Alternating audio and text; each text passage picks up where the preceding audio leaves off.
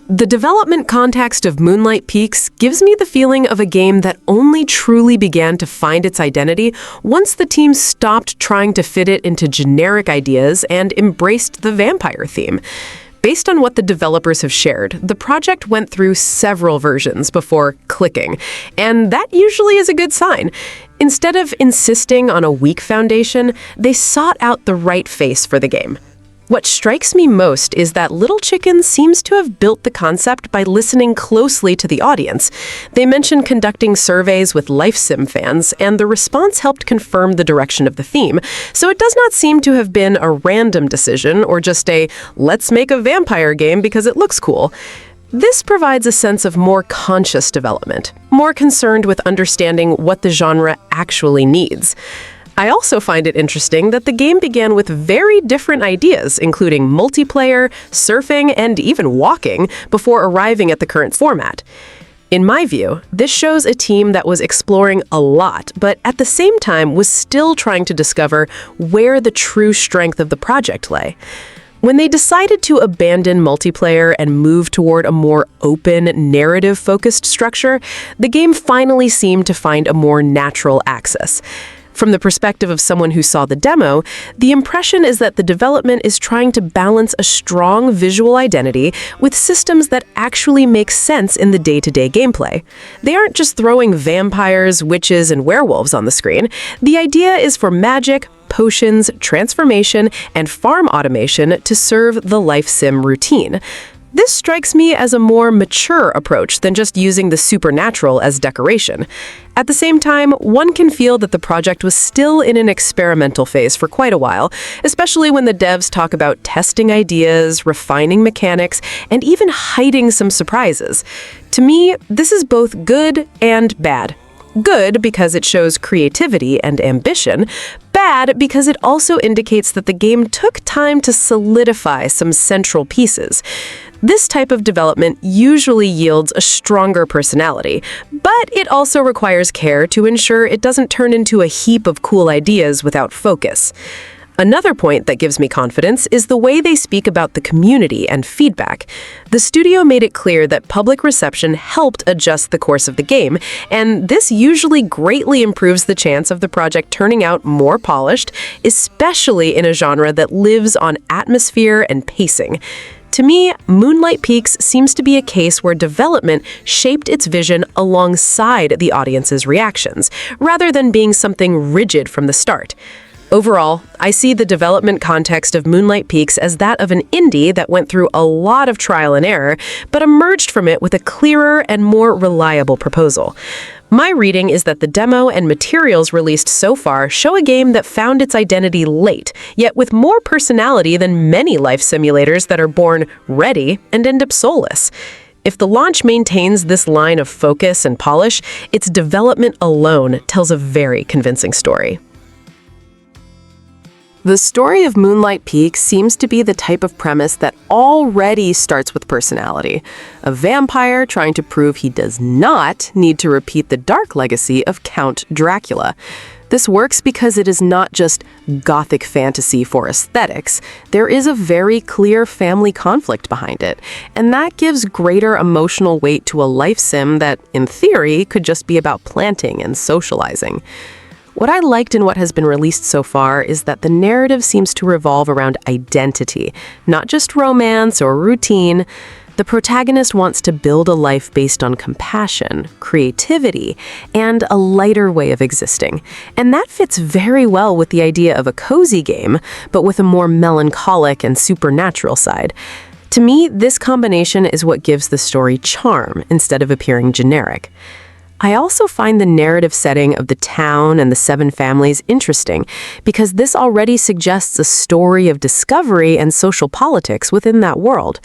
When a life simulation game places factions, lineages, or important families at the center, it gains a type of narrative that goes beyond just meet NPCs and advance the friendship bar. Here, the feeling is that the town has secrets, tensions, and a hierarchy of its own, which makes me more curious than the simpler stories in the genre. Based on the demo and the materials released, the story also seems to have a tone of personal acceptance, as if the game wanted to say that being different is not a weakness. I like that a lot because the protagonist is not trying to defeat someone by force, but rather prove that there is another path for his own existence. In games of this style, I really enjoy when the narrative comes from this feeling of, I am building my place in the world, not just completing tasks. At the same time, I feel that the story of Moonlight Peaks is still being shown in a very controlled way, almost as if the developer wanted to save the heart of the plot for the launch. This could be great, as it avoids spoilers and maintains curiosity, but it also creates a risk. If the game relies too much on the concept and delivers a very basic story underneath, the promise may seem bigger than the content. What makes me optimistic is that the premise already carries enough conflict to sustain good narrative moments. The weight of the father, the search for independence, the life on the abandoned property, and living with supernatural creatures. If the game knows how to explore this with good dialogue and a more intimate pace, the story could become quite memorable, even without needing giant plot twists. I see this as a narrative that works better in the detail than in the spectacle. My impression is that the story of Moonlight Peaks has a very strong foundation because it mixes gothic fantasy with a simple yet efficient personal drama. To me, the most promising point is not just the fact that it's a vampire on a farm, but the idea of a character trying to redefine his own destiny in a world that already expects something else from him. If the rest of the narrative keeps up with this identity, the game could deliver a story that is small in tone but large in personality. The gameplay gives me the feeling of a life sim that wants to be comfortable but without losing its own identity. Playing the demo, what caught my attention most was how everything revolves around this domestic vampire routine where you plant, organize, talk, and unlock things bit by bit, only with a supernatural spice that makes the experience more charming than generic. The point I liked most so far is that the game does not try to invent unnecessary complexity right off the bat. The foundation seems quite clear. Take care of the farm, manage energy, advance through tasks, and start making room for new tools and abilities. This is good because it makes the gameplay easy to understand, yet still with that pleasant feeling of progression that holds the player for a long time. The differentiator, for me, is in the mechanics that give personality to the loop, such as magic to facilitate tasks, transforming into a bat to cross areas, and small extra systems like alchemy and decoration activities. When a farming game starts to mix convenience with fantasy in a functional way, it gains much more than just aesthetics. It changes the rhythm of exploration and daily routine. At the same time, the demo also gave me the impression that the game is still adjusting its pacing. The initial progression seems a bit stuck at certain moments, with some mission gates holding back advancement too much and forcing you to repeat slower days before opening new activities. To me, this does not destroy the experience, but it shows that the gameplay could still become more fluid by launch. Another point I pleased is that the game seems to have understood the value of cozy gameplay without staying too still. Even without combat, it tries to vary the experience with farming, socialization, house customization, crafting, and magical systems that emerge over time. This makes the routine not depend solely on planting and harvesting, but on building a lifestyle within the game world. I also thought it was cool that mobility has more prominence than I expected. Transformation and locomotion resources help a lot to give a sense of a living world, because it is not just walking from one point to another, as in so many other simulators. There is an exploration component that seems made to reward curiosity. To me, this already places Moonlight Peaks on a more interesting level than many competitors in the genre. My opinion is that the gameplay is heading in the right direction because it mixes comfort, fantasy, and progress in a very natural way. I still see room to refine pace and variety, but the foundation already seems strong enough to sustain a life simulator with its own identity. If the game delivers more activities without losing that pleasant sense of supernatural routine, it could become one of those titles we play for the entire experience, not just for the premise. To me, the graphics hit the mark because they do not try to be overly realistic.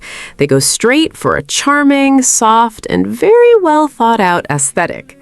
From what was shown by the developer and what one can feel in the demo, the game bets on a visual identity that mixes cuteness with a gothic touch, without losing lightness. What I liked most was the color palette. Those shades of lilac, purple, pink, and black create an atmosphere that already sells the mood of the game before you do anything, and that is a huge quality in a life sim. I like it when a game hits the eye and makes clear who it wants to be, and Moonlight Peaks does that very well. Another point that I found strong is the character design. They have a stylized look that falls between chibi and a more detailed portrait, and that provides personality without making everything too childish. In particular, the expressions and portraits seem to have been made to reinforce the charisma of the cast, which fits very well with a life sim of this type. In the scenarios, the game also gives a very pleasant sense of artistic care.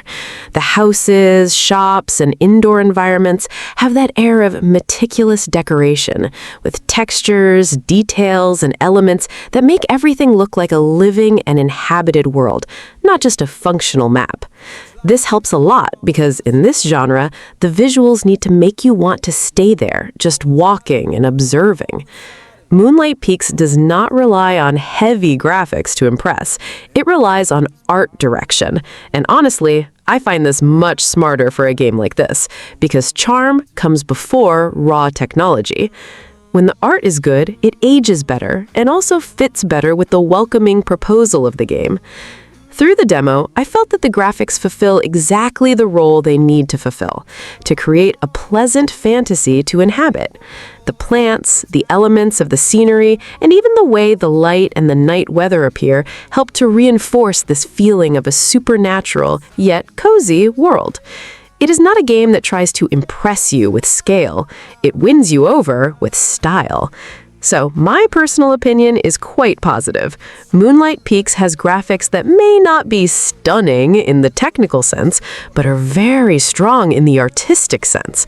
For me, this is the type of game that already wins half the battle just by its visual identity, because it has its own face and knows exactly the mood it wants to convey. Moonlight Peaks gave me the feeling of a game that wants to be comfortable to play above anything else. And honestly, that already counts for a lot. Because in a life simulator, performance needs to disappear into the background and let the experience flow without drawing attention to freezes or excessive weight. The first point I felt was that the demo seems quite stable in what it proposes. It doesn't give that impression of a game fighting its own rhythm, you know? Everything seems to respond in a lighter, looser way, as if the game had been thought out for you to spend a lot of time in it without getting tired due to poor performance. I also thought it was important that the movement and basic actions seem to work cleanly.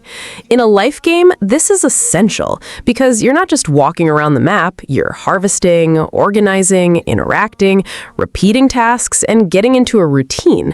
If performance fails at these times, the game loses charm very quickly, and Moonlight Peaks did not give me that feeling.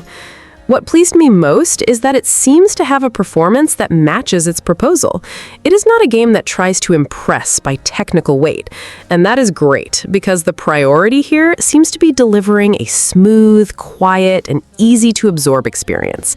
For this type of game, I always prefer this over more ambitious visuals that later stutter all the time.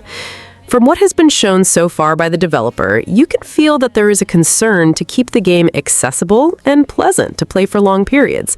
And to me, this is a very good sign. Because good performance in a life sim is not just a question of frames per second, it's about the general feeling of control, response, and consistency. I also like the fact that the demo did not give me that impression of an overly rough project. There are games you look at and already feel that you will suffer from drops, stutter, or moments that are too heavy for what it's trying to do. Moonlight Peaks, on the contrary, seems to be finding a safer balance between ambition and lightness. My personal view is that the performance of Moonlight Peaks is heading in a very healthy direction.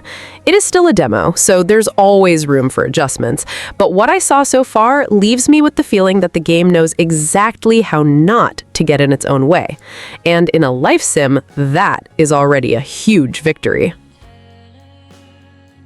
My honest opinion, after having spent a few good hours with the demo and having followed everything that Little Chicken and Xseed have released so far, look, I think Moonlight Peaks has huge potential. But if you ask me if it is worth buying on July 7th, my answer is it depends a lot on how much you can handle bugs and how much you are missing a farming sim with a fresh face. I personally am divided between the urge to dive into this world and the concern of taking home a game that is still technically crawling. What tempts me is the content they promise. We are talking about 24 romanceable characters, 7 different families with werewolves, witches, mermaids, and other creatures, in addition to a whole layer of story involving Count Dracula and the search for a more compassionate life. There's embroidery, flower arranging, potions, spells, and a supernatural farm that you take care of during the night. That sounds like a dream for those who enjoy Stardew Valley, Animal Crossing, or any game of the cozy genre, but feel like they have already seen it all. If you are one of those people who spends hours organizing the plantation and trying to woo all the singles in town, this game was tailor-made for you. But let's be realistic about who this game is indicated for. If you are the type who plays farming sims for relaxation, for the calm routine, and for the fluidity, I have to warn you, the demo I played did not deliver exactly that tranquility. There were times when the game froze out of nowhere, the shadows flickered, and the frame rate had some drops that broke the immersion. Therefore, I would say that Moonlight Peaks is indicated for those who have patience with early access disguised as a full release, and for those who love the theme of vampires and supernatural creatures so much that they are willing to deal with some technical roughness. If you are very picky about performance, maybe it is not the best first-day purchase. Now, speaking of money, they will offer a 15% discount in the first week for those who buy on PC or mobile. This is a great incentive, and I confess that this discount makes me seriously think about getting the game at launch, even with the problems. But on the other hand, experience has taught me that sometimes waiting a month or two post the launch means getting a game not only cheaper, but infinitely more polished. And the physical version will only arrive for the Switch 2 in August, so those who like physical media will have to wait anyway. I will probably buy Moonlight Peaks at launch, but with the condition that I go in with adjusted expectations. I'm not expecting an impeccable masterpiece on July 7th. I'm expecting a charming game with a world that invites me to explore, but that will require a little tolerance for crashes and possible patches in the first few days. I'm the type who prefers to follow the evolution of the game from the beginning, report bugs, and be part of the community that helps shape the future of the title. So for me, the price of the initial discount is worth the risk. However, if you are more cautious with your money, or if you have a huge list of games to finish, I don't see any problem with you waiting. Moonlight Peaks is not a game that will disappear from Steam. The demo is there for you to test right now and see if your PC handles it well, or if the performance irritates you. I strongly recommend that everyone download the demo before buying, because everyone's experience can vary quite a bit depending on the hardware. It is better for you to lose half an hour now than to regret spending your $20 or $30 later. Moonlight Peaks is for the fan of cozy games who doesn't mind clearing some thorns on the path to pick a magic rose. It's a game of heart with creative ideas and an aesthetic that is hard not to fall in love with. But if you want something that runs perfectly from the very first minute, my suggestion is play the demo, keep the name on your wish list, and come back in about 2 months. The game will be there, cheaper, and hopefully much more polished. I will be there on the 7th, but with one foot back and high hopes that the devs will manage to deliver the optimization patch this title deserves.